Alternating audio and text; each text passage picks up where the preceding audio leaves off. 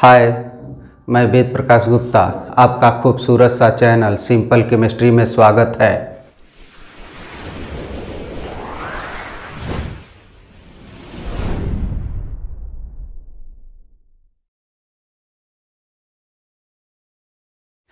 आज मैं आप लोगों को रसायन विज्ञान का first lesson some basic concept of chemistry के बारे में बताने जा रहा हूँ।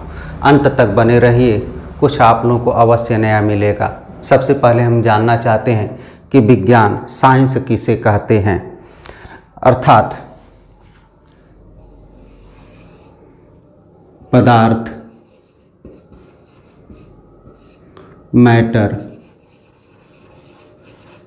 मैटर पदार्थ के प्रयोग, परीक्षण, निरीक्षण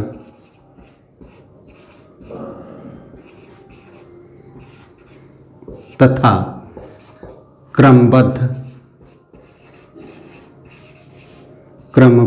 सुव्यवस्थित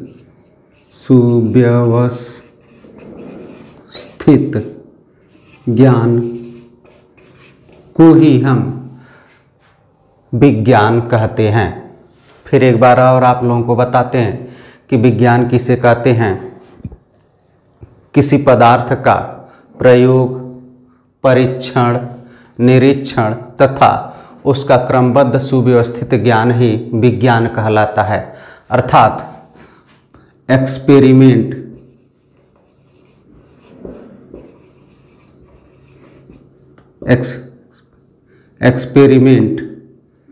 टेस्ट, ऑब्जर्वेशन,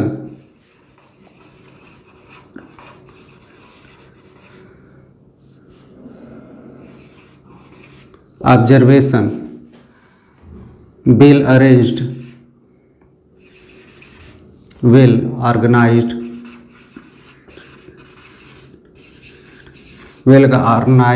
नॉलेज,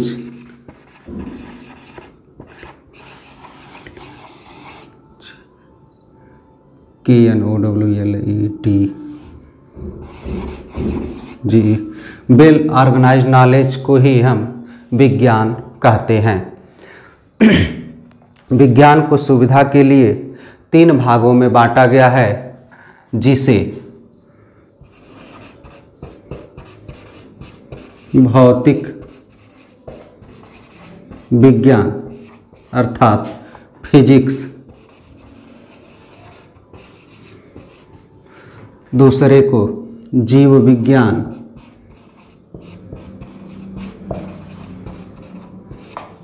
अर्थात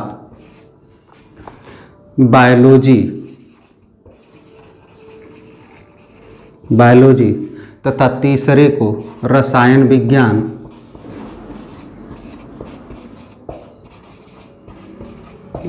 विज्ञान केमिस्ट्री कहते हैं। अब इसमें से हम सबसे पहले फिजिक्स को जानेंगे कि फिजिक्स किसे कहते हैं। यह विज्ञान की वह शाखा होती है जिसमें द्रव्य, ऊर्जा तथा प्रकृति में घटित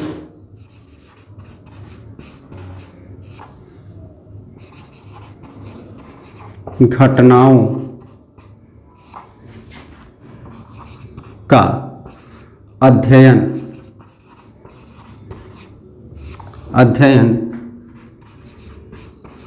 किया जाता है, उसे भौतिक विज्ञान कहते हैं। अर्थात एक बार और सुनिए, भौतिक विज्ञान किसे कहते हैं। यह विज्ञान की वह शाखा होती है जिसमें द्रव्य, ऊर्जा तथा प्रकृति में घटित घटनाओं का अध्ययन किया जाता है, उसे भौतिक विज्ञान कहते हैं। अब भौतिक विज्ञान के बाद जीव विज्ञान आती है। जीव विज्ञान जिसे बायोलॉजी कहते हैं, अर्थात जीव विज्ञान की वह शाखा जिसमें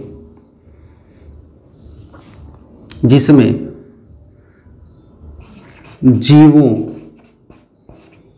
तथा वनस्पतियों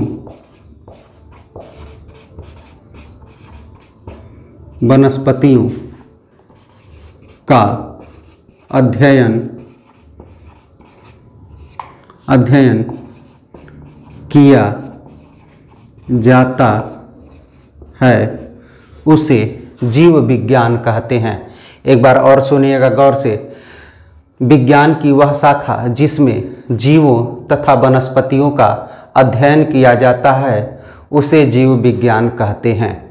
जीव विज्ञान के जनक अरस्तु, जीव विज्ञान के जनक अरस्तु हैं। इसी प्रकार से भौतिक विज्ञान के जनक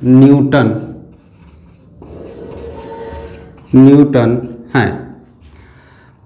जीव विज्ञान को सुविधा के लिए दो भागों में बांटकर अध्ययन करते हैं, जिसे हम नंबर 1 को वनस्पति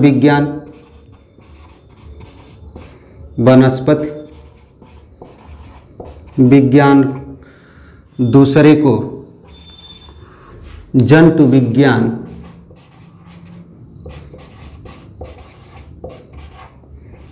विज्ञान कहते हैं।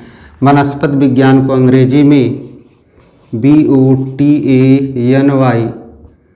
बॉटनी कहते हैं तथा जंतु विज्ञान को जूलॉजी कहते हैं। वनस्पति विज्ञान जीव विज्ञान की वह शाखा होती है जिसमें वनस्पतियों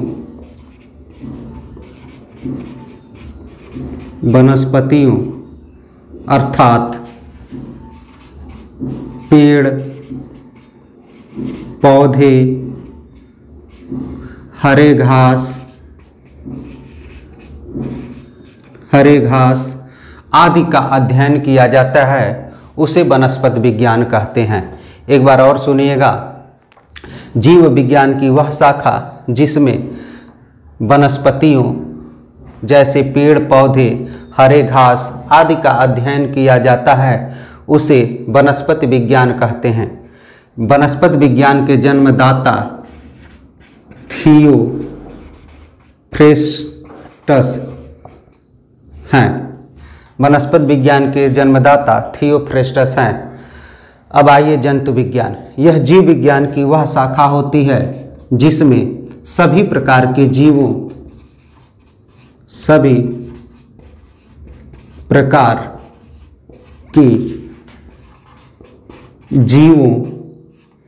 का अध्ययन किया जाता है उसे जीव विज्ञान कहते हैं। जैसे हाथी, मनुष्य, पशु पक्षी, कीड़े मकोड़े आदि जीव विज्ञान के उदाहरण हैं। अर्थात एक बार और सुनिएगा। जीव विज्ञान की वह शाखा जिसमें सभी प्रकार के जीवों का अध्ययन किया जाता है उसे जीव विज्ञान कहते हैं। जीव विज्ञान में सभी प्रकार के जीवों जैसे हाथी, घोड़े, पशु पक्षी, गाय, बैल, भैंस आदि का अध्ययन किया जाता है उसे हम जंतु विज्ञान कहते हैं। जंतु विज्ञान के जनक अरस्तु हैं। अब चलिए दूसरे टॉपिक पर चलते हैं। रसायन विज्ञान, केमिस्ट्री।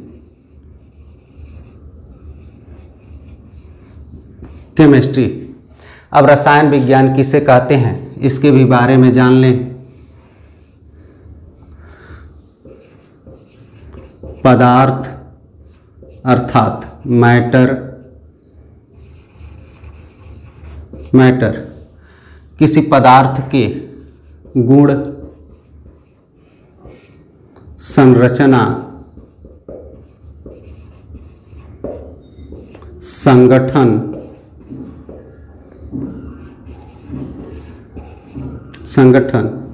तथा उसमें होने वाले रासायनिक परिवर्तन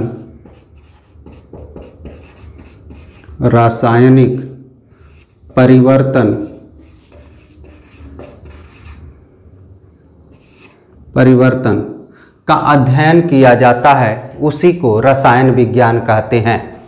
फिर एक बार रसायन विज्ञान की परिभाषा सुनिएगा। किसी पदार्थ के गुण, संरचना, संगठन तथा उसमें होने वाले रासायनिक परिवर्तन का अध्ययन किया जाता है, उसी को रसायन विज्ञान कहते हैं। अर्थात किसी मैटर की प्रॉपर्टी,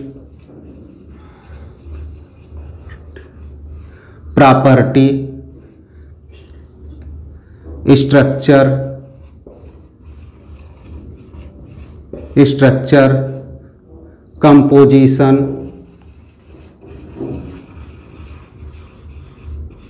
कंपोजिशन तथा केमिकल चेंज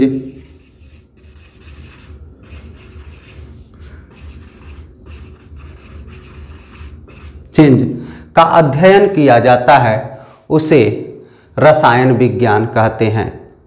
रसायन विज्ञान की उत्पत्ति मिस्र देश की प्राचीन नाम कीमिया से हुई है। एक बार और सुनिएगा। रसायन विज्ञान की उत्पत्ति मिस्र देश की प्राचीन नाम कीमिया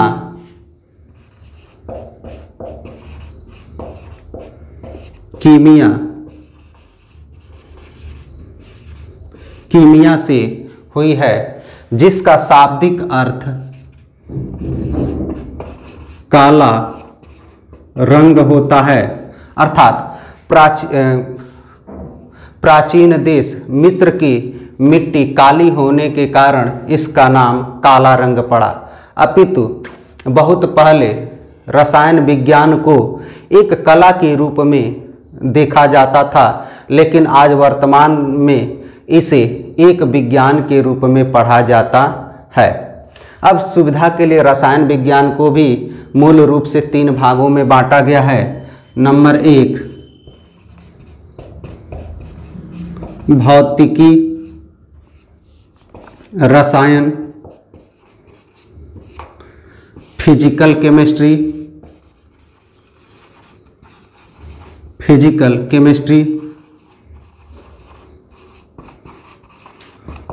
केमिस्ट्री। दूसरा कार्बनिक रसायन,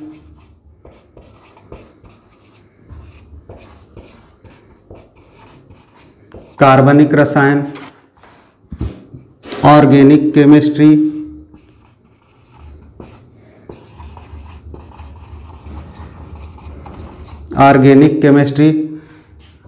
तीसरा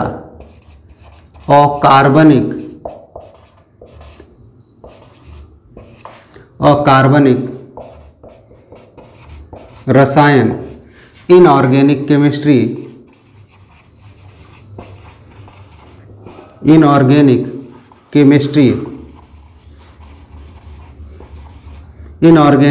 केमिस्ट्री में बांटा गया है। भौतिकी रसायन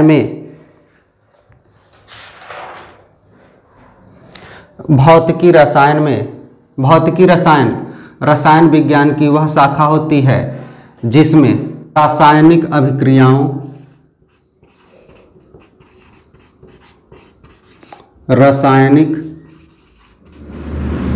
अभिक्रियाओं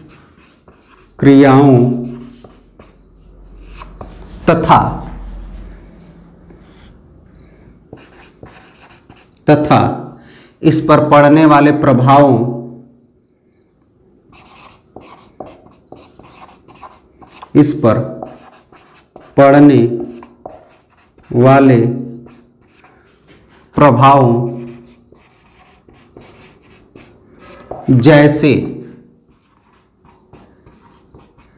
जैसे ताप, दाब, सांद्रण,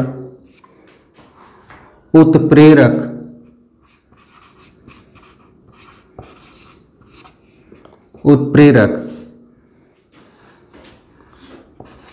का अध्ययन किया जाता है। साथ ही साथ रासायनिक अभिक्रियाओं में रासायनिक अभिक्रियाओं में ऊर्जा परिवर्तन का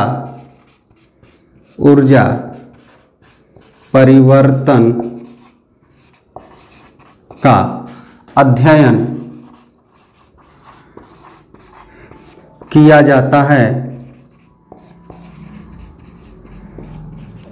जाता है उसे भौतिकी रसायन कहते हैं। फिर एक बार सुनिएगा, भौतिकी रसायन किसे कहते हैं? रसायन विज्ञान की वह शाखा जिसमें रासायनिक अभिक्रियाओं तथा उस पर पड़ने वाले प्रभावों जैसे ताप, दाब, सांद्रण, उत्प्रेरक आदि का अध्ययन किया जाता है, उसे भौतिकी रसायन कहते हैं। तथा रासायनिक अभिक्रियाओं में ऊर्जा परिवर्तन का भी अध्ययन किया जाता है। अब आइए कार्बनिक रसायन।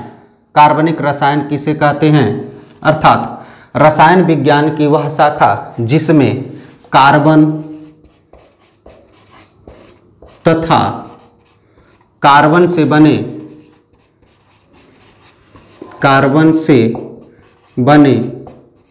यौगिकों का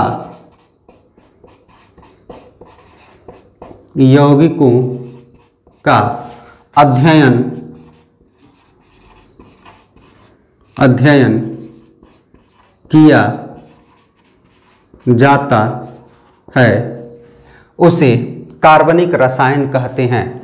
एक बार और सुनिएगा, कार्बनिक रसायन किसे कहते हैं? यह रसायन विज्ञान की वह शाखा होती है जिसमें कार्बन तथा कार्बन से बने यौगिकों का अध्ययन किया जाता है, उसी को कार्बनिक रसायन कहते हैं। जैसे CH4, C2H6, C12, H22, O11, CH3, COOH। अर्थात इसका नाम मेथेन होता है, इसका नाम एथेन होता है, इसका नाम सुक्रोस होता है और इसका नाम एसिटिक एसिड होता है। अब आइए अकार्बनिक रसायन। अकार्बनिक रसायन किसे कहते हैं? यह रसायन विज्ञान की वह शाखा होती है जिसमें कार्बन के अतिरिक्त अन्य सभी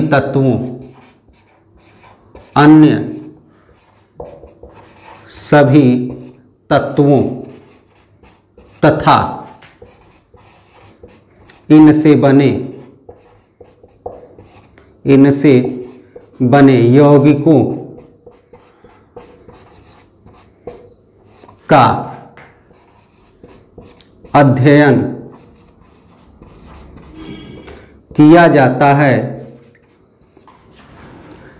किया जाता है, उसे अकार्बनिक रसायन कहते हैं। एक बार और फिर सुनिएगा, रसायन विज्ञान की वह शाखा जिसमें कार्बन के अतिरिक्त अन्य सभी तत्वों तथा उनसे बने यौगिकों का अध्ययन किया जाता है, उसे अकार्बनिक रसायन कहते हैं। जैसे H2SO4,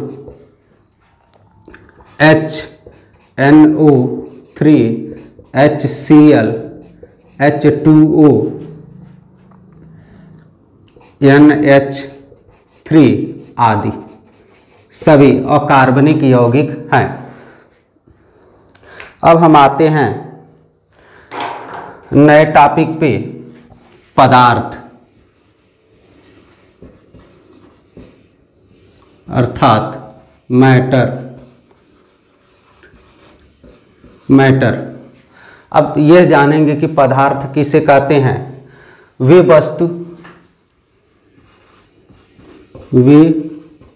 वस्तु जो स्थान घेरती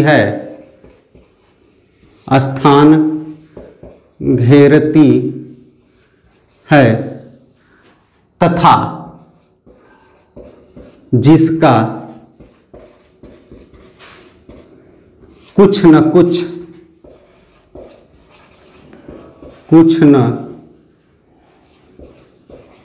कुछ द्रव्यमान होता है,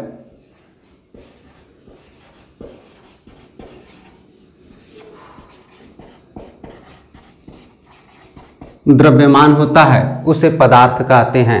एक बार और गौर से सुनिएगा, पदार्थ किसे कहते हैं? वे वस्तु जो स्थान घेरती हैं तथा जिनका कुछ न कुछ द्रव्यमान होता है उसे ही हम पदार्थ कहते हैं। अर्थात पदार्थ का अनुभव हम अपने ज्ञानेंद्रियों के भी द्वारा करते हैं। अर्थात इस प्रकार से कह सकते हैं कि वे वस्तु जो स्थान घेरती हैं तथा जिनका कुछ न कुछ द्रव्यमान होता है तथा जिनका अनुभव हम अपने ज्ञानेंद्रियों के द्वारा कर सकते हैं उसे हम पदार्थ कहते हैं। जैसे लकड़ी, लोहा,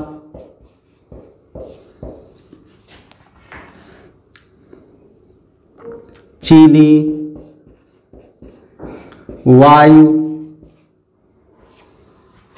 मनुष्य,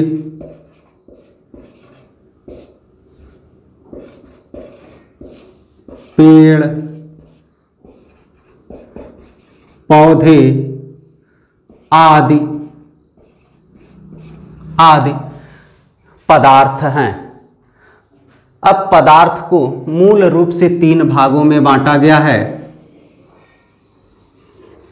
पदार्थ को मूल रूप से 3 भागों में बांटा गया है।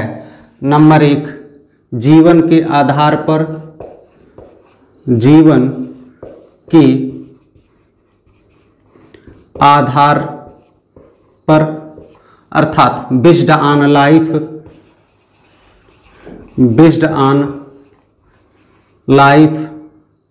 दूसरा, संगठन के आधार पर, संगठन के आधार पर अर्थात based on composition, based on composition.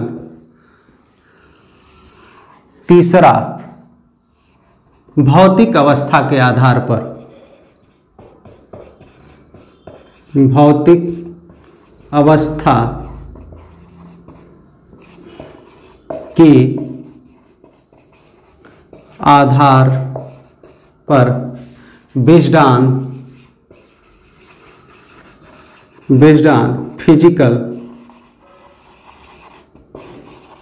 Physical state. अब जीवन के आधार पर पदार्थ को 2 भागों में बांटा गया है। पहला, सजीव पदार्थ, सजीव पदार्थ अर्थात living being, living being matter, living being matter. दूसरा, निर्जीव पदार्थ, निर्जीव पदार्थ, नॉन लिविंग बीइंग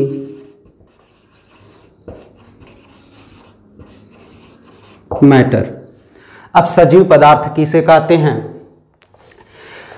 सजीव पदार्थ हम उसे कहते हैं जो श्वसन करते हैं, श्वसन, उत्सर्जन, गति आदि करते हैं,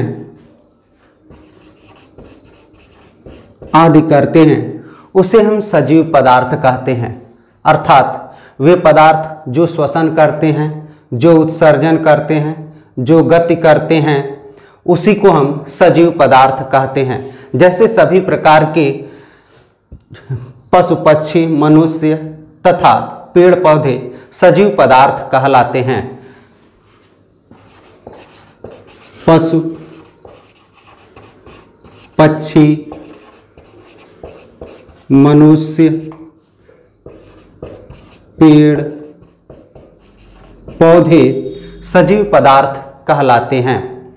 अब निर्जीव पदार्थ वे पौधे जो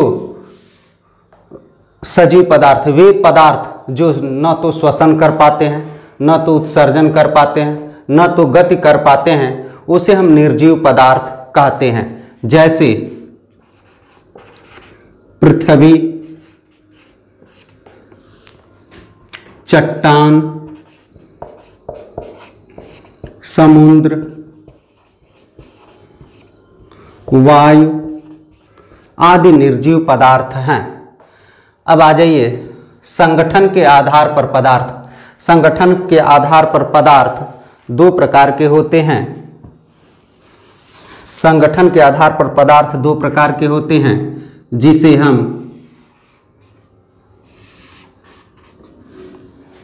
हम शुद्ध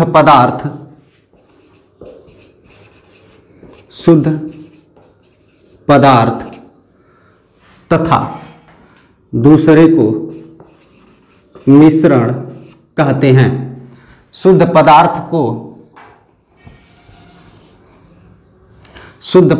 को प्योर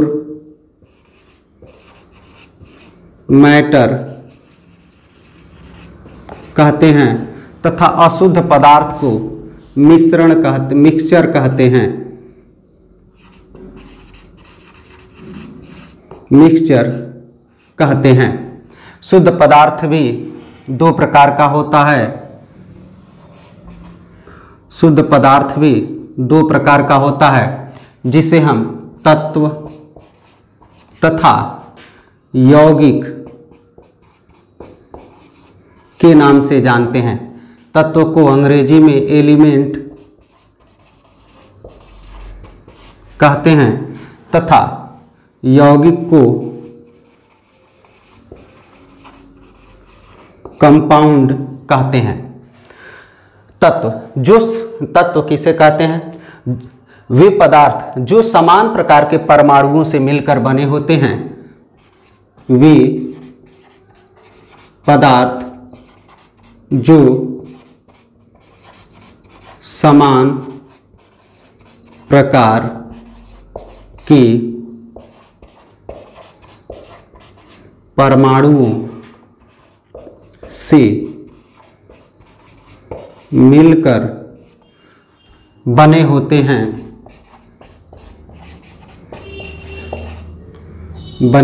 हैं, उसे तत्व कहते हैं। फिर एक बार सुनिएगा, वे पदार्थ जो समान प्रकार के परमाणुओं से मिलकर बने होते हैं, उसे हम तत्व कहते हैं। जैसे hydrogen, helium, lithium, sodium, carbon, oxygen, fluorine, chlorine आदि ये समान प्रकार के तत्वों से मिलकर के बने होते हैं। इसे किसी भी भौतिक या रासायनिक विधि से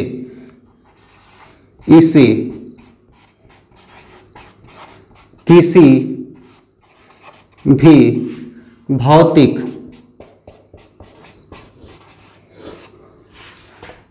या रासायनिक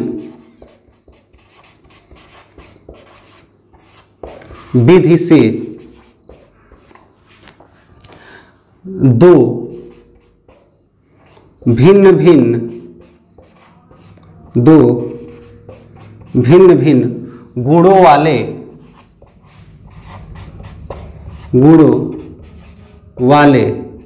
पदार्थों में तोड़ा नहीं जा सकता है और न ही बनाया जा सकता है, और न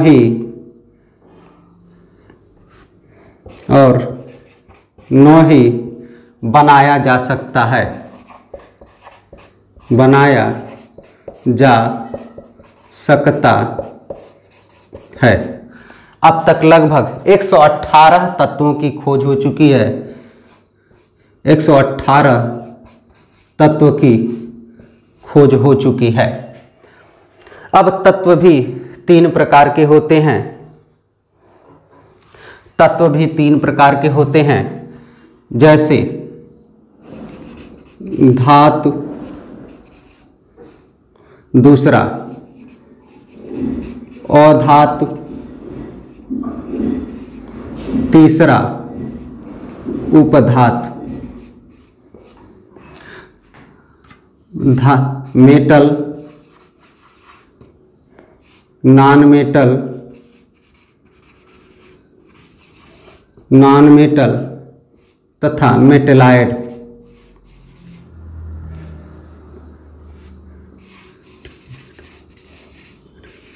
मेटेलाइड, मेटल अर्थात धातु उसे कहते हैं जिसमें धात्विक चमक,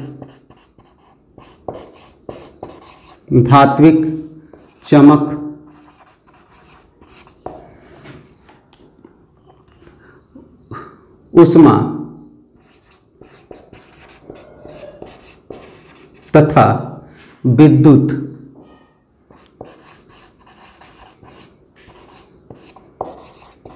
की चालकता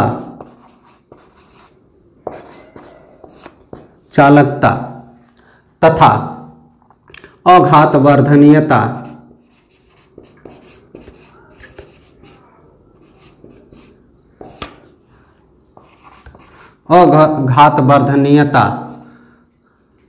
का गुण पाया जाता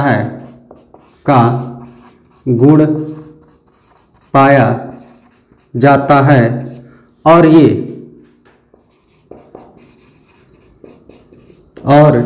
ये इलेक्ट्रॉन त्याग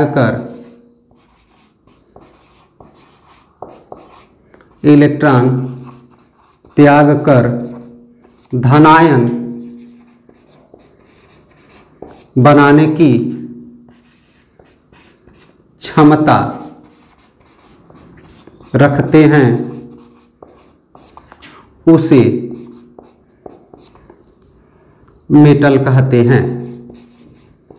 एक बार फिर गौर से समझिएगा कि मेटल किसे कहते हैं, धातु किसे कहते हैं। वे पदार्थ जिनमें धात्विक चमक, ऊष्मा तथा विद्युत की चालकता, अघात वर्धनीयता का गुण पाया जाता है और ये इलेक्ट्रॉन त्याग कर धनायन बनाने की क्षमता रखते हैं। अर्थात कोई मेटल हमारा यम है, यह इलेक्ट्रॉन त्याग करके Mn प्लस Ni इलेक्ट्रॉन बाहर निकालता है, उसी को हम इलेक्ट्रॉन त्यागने की क्षमता कहते हैं। जैसे उदाहरण के तौर पे Fi मेटल है, यह 2 इलेक्ट्रॉन त्याग करके Fi2+ बन जाता है तथा 2 इलेक्ट्रॉन बाहर निकल जाता है। इसी को हम धातु कहते हैं। एक बार और सुनिएगा, धातु किसे कहते हैं। वे पदार्थ जिनमें धात्विक चमक, ऊष्मा तथा विद्युत की चालकता, अघात वर्धनीयता का गुण पाया जाता है और ये इलेक्ट्रॉन त्याग कर धनायन बनाने की क्षमता रखते हैं, उसे मेटल कहते हैं। अब आइए अधातु किसे कहते हैं। अधातु किसे कहते हैं।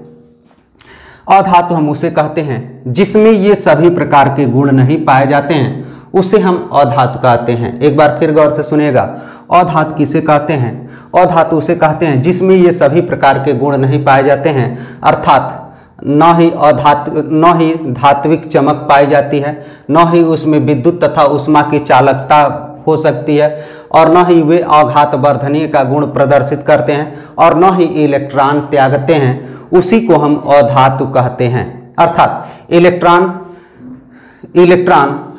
अधातु इलेक्ट्रॉन ग्रहण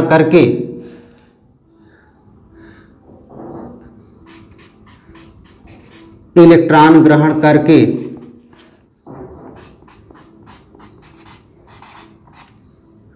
ऋणायन बनाने की क्षमता रखता है, उसी को हम अधातु कहते हैं। अब आइए उपधातु। उपधातु जो होता है वह धातु और अधातु के बीच का यौगिक होता है या कंपाउंड होता है। फिर गौर से सुनेगा, उपधातु जो होता है वह धातु और अधातु के बीच का यौगिक होता है। अर्थात इस प्रकार से हम कह सकते हैं कि वे पदार्थ जो धातु और अधातु दोनों का गुण व्यक्त करते हैं उसे हम उपधातु कहते हैं। अर्थात वे पदार्थ जो धातु तथा अधातु दोनों का गुण प्रदर्शित करते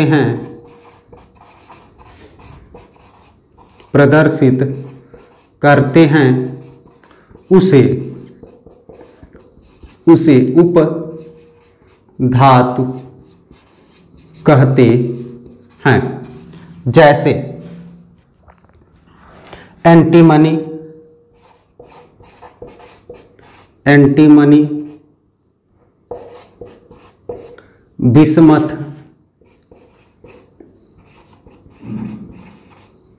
बिस्मथ, आदि तत्व हैं।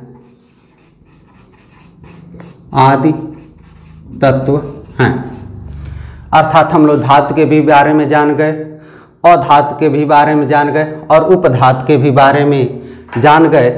अब हम लोग यौगिक के बारे में जानेंगे कि यौगिक किसे कहते हैं।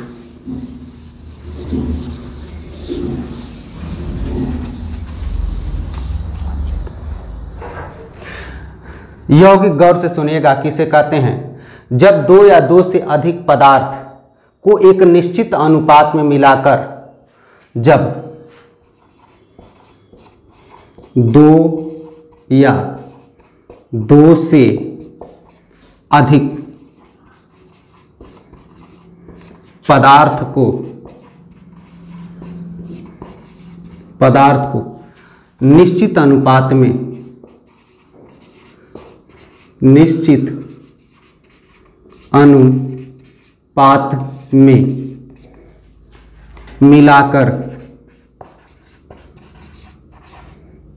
मिलाकर जो पदार्थ तैयार किया जाता है, जो पदार्थ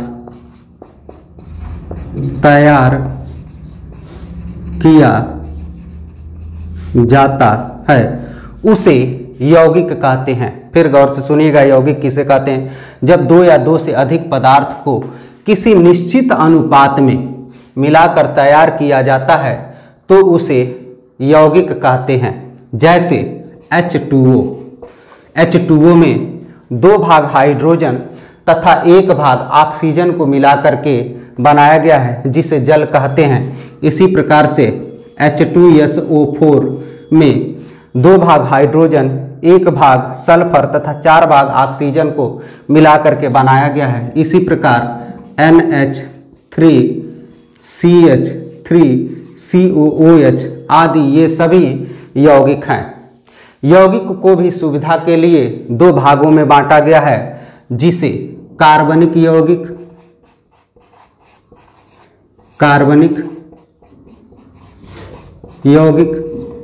दूसरे को अकार्बनिक यौगिक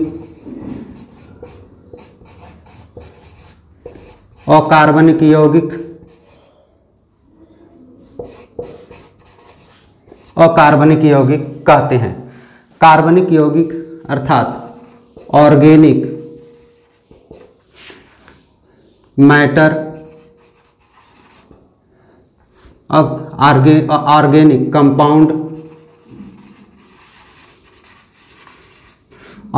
कंपाउंड, अकार्बनिक यौगिक अर्थात इन ऑर्गेनिक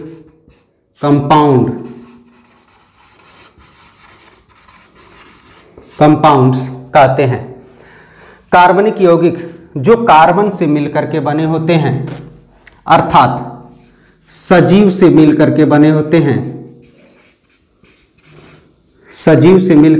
होते हैं, उसे कार्बनिक यौगिक कहते हैं। इसका मुख्य स्रोत जंतु तथा पेड़ पौधे हैं, कार्बनिक यौगिक कहते हैं। जैसे चीनी, यूरिया, प्रोटीन आदि कार्बनिक यौगिक हैं। इसी प्रकार से अकार्बनिक यौगिक जो निर्जीव पदार्थों से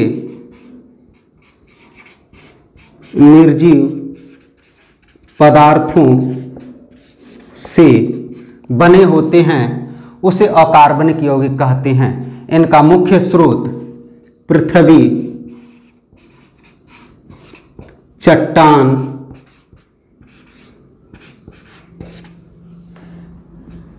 तथा वायु है। जैसे जल,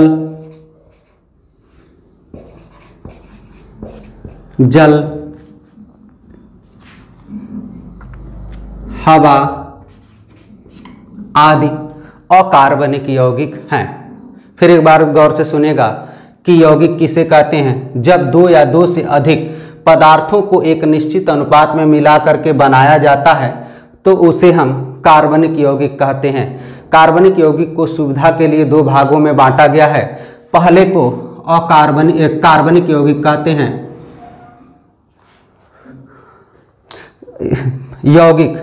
यौगिक एक बार और सुनिएगा कि यौगिक किसे कहते हैं? जब दो या दो से अधिक पदार्थ को एक निश्चित अनुपात में मिला करके बनाया जाता है तो उसे यौगिक कहते हैं। जैसे H2O का निश्चित अनुपात में 2 हाइड्रोजन तथा 1 ऑक्सीजन है। H2SO4 में हाइड्रोजन के 2 तथा सल्फर के 1 और ऑक्सीजन के 4 अनुपात से मिलकर के बने होते हैं। सुविधा के लिए यौगिक को 2 भागों में बांटा गया है।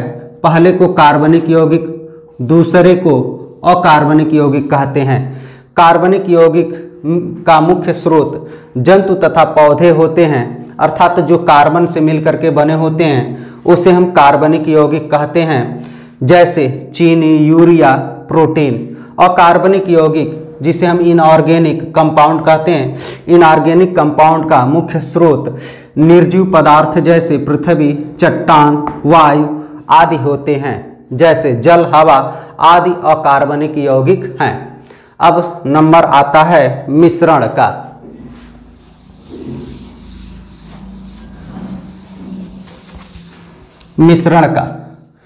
मिश्रण को जब 2 या 2 से अधिक पदार्थ, जब 2 या 2 से अधिक पदार्थ को किसी भी अनुपात में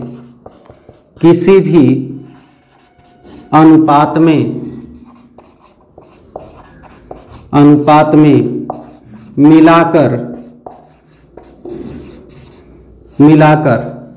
बनाया जाता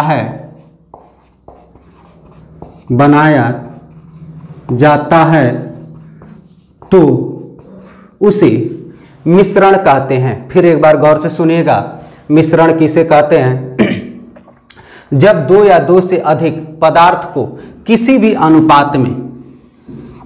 अनुपात में मिलाकर बनाया जाता है तो उसे मिश्रण कहते हैं। जैसे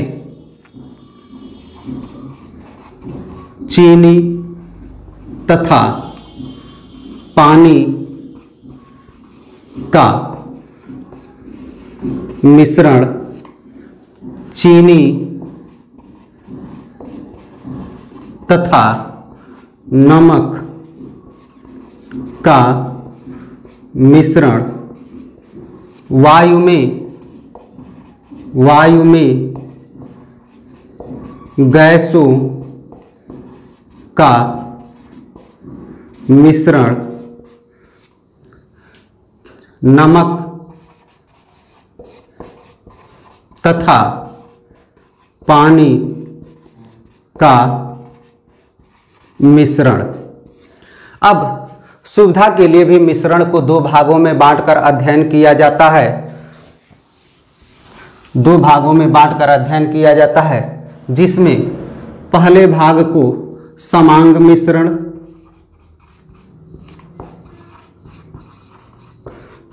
मिश्रण कहते हैं। दूसरे भाग को बिसमांग मिश्रण कहते हैं। समांग मिश्रण को अंग्रेजी में होमोजीनियस मिक्सचर कहते हैं तथा बिसमांग मिश्रण को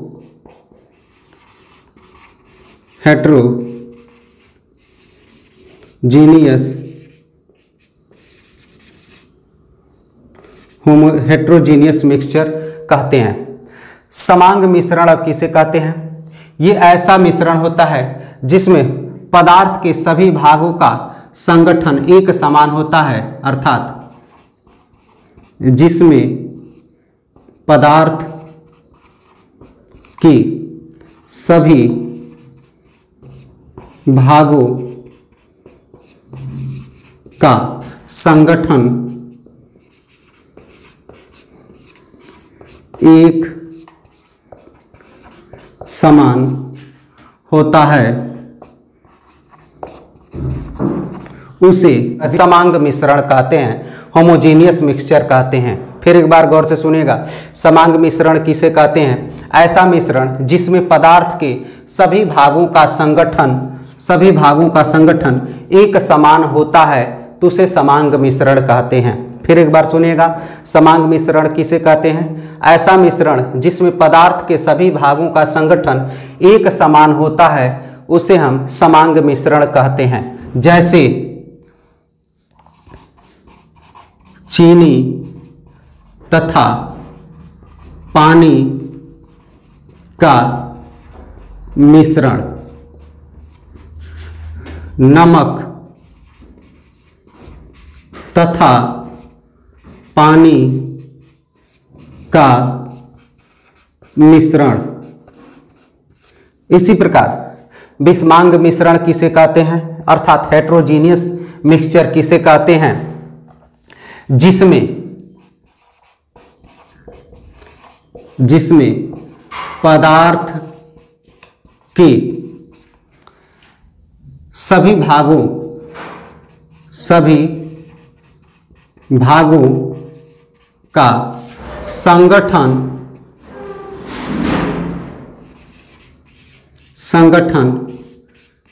एक समान नहीं होता है उसे हम बिसमांग मिश्रण कहते हैं। अर्थात वे पदार्थ जिसमें उसके सभी भागों का संगठन एक समान नहीं होता है उसे हम बिसमांग मिश्रण कहते हैं। जैसे चीनी तथा नमक का मिश्रण, चीनी तथा नमक का मिश्रण वायु में सभी गैसों का मिश्रण, सभी गैसों का मिश्रण। अर्थात इस प्रकार से मिश्रण और बिसमांग मिश्रण तथा समांग मिश्रण के भी बारे में हम लोग जान गए। अब नंबर आता है तीसरे नंबर का, जिसमें भौतिक अवस्था के आधार पर पदार्थ को बताना है कि पदार्थ कितने प्रकार के होते हैं।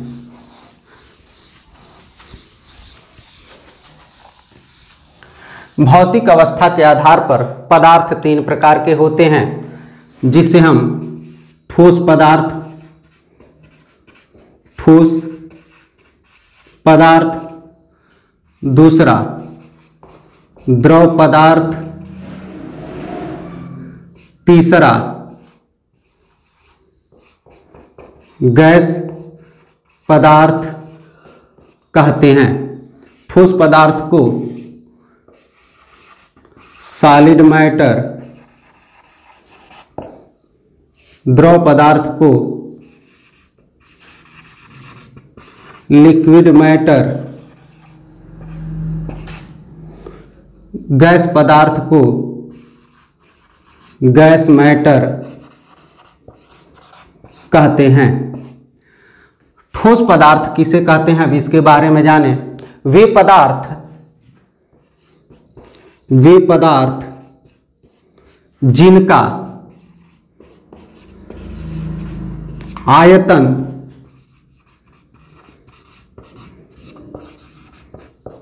और आकार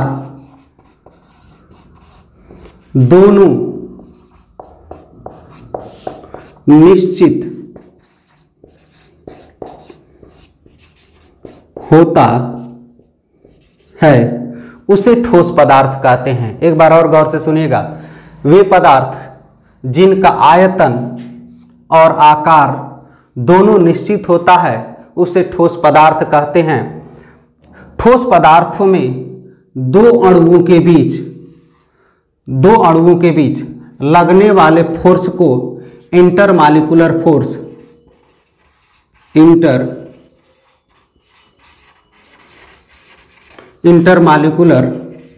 फोर्स कहते हैं। इसी फोर्स के कारण ये दोनों अणु काफी पास होते हैं और ये ठोस अवस्था में दिखाई देते हैं। अर्थात इस प्रकार से कह सकते हैं कि ठोस पदार्थों में इंटरमॉलिक्यूलर फोर्स बहुत ही ज़्यादा होता है और बहुत ही ज़्यादा होने के कारण दोनों अणु काफ़ी पास होते हैं और पास होने के कारण कोई भी वस्तु हमको ठोस अवस्था में दिखाई देती है। अब आ जाइए द्रव अवस्था यानी द्रव पदार्थ किसे कहते हैं? वे पदार्थ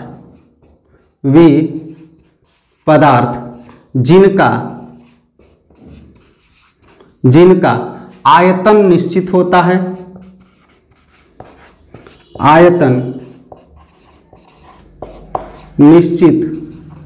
होता है, तथा आकार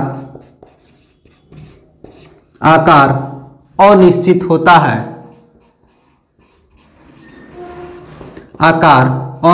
होता है, उसे द्रव पदार्थ कहते हैं। फिर एक बार गौर से सुनिएगा, द्रव पदार्थ किसे कहते हैं?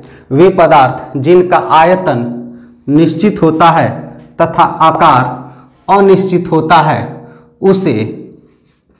उसे द्रव पदार्थ कहते हैं। द्रव पदार्थ में दो अणुओं के बीच लगने वाले बल को भी इंटरमॉलिक्यूलर फोर्स कहते हैं।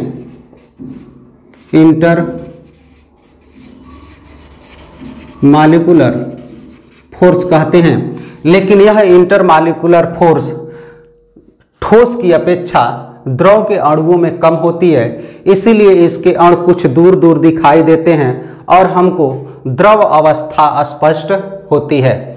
अर्थात द्रव अवस्था का कारण दो अणुओं के बीच इंटरमॉलिक्यूलर फोर्स जो होता है वह ठोस की अपेक्षा कुछ कम होता है। अर्थात अब जरा गौर से सुनिएगा, ये जिस पात्र में रखे जाते हैं उसी पात्र के आकार को ग्रहण कर लेते हैं। फिर गौर से सुनिएगा, द्रव पदार्थ जिस पात्र में रखे जाते हैं उसी पात्र के आकार को ग्रहण कर लेते हैं। अब आ जाइएगा तीसरा पदार्थ गैस पदार्थ अर्थात वे पदार्थ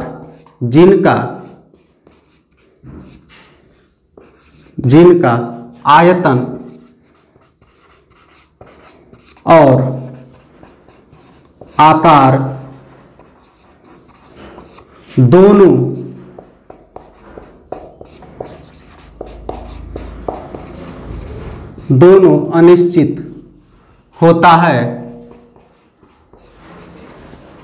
अनिश्चित होता है, उसे गैस पदार्थ कहते हैं। फिर गौर से सुनिएगा, गैस पदार्थ किसे कहते हैं? वे पदार्थ जिनका आयतन और आकार दोनों अनिश्चित होता है उसे हम गैस पदार्थ कहते हैं। गैस पदार्थ में अणुओं के बीच इंटरमॉलिक्यूलर फोर्स नगण्य होता है। अर्थात इंटरमॉलिक्यूलर फोर्स नगण्य होने के कारण हो सकता है एक अणु यहाँ हो तो हो सकता है दूसरा अणु यहाँ हो, अर्थात इनके अणु काफ़ी दूर होते हैं, इसीलिए ये गैस अवस्था में होते हैं और हमको दिखाई नहीं देते हैं।